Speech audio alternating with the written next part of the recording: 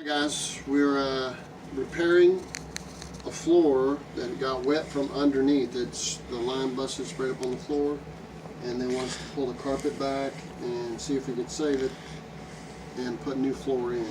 So this is what it looks like to begin with. We got some big old soft spots right here and a couple over in here, but usually the factory will pull this carpet over the top of the floor and then staple it from the side, set the walls on top of it. So we'll probably have to cut the carpet and then peel it back.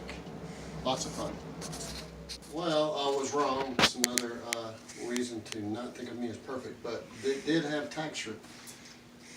And we pulled it up so that we can cut and put in the old particle board and put in plywood.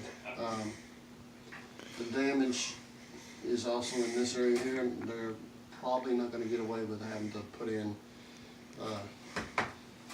tile or linoleum. So, but what they paid us to do is to replace this area because it got wet from underneath. That's what we're going to do.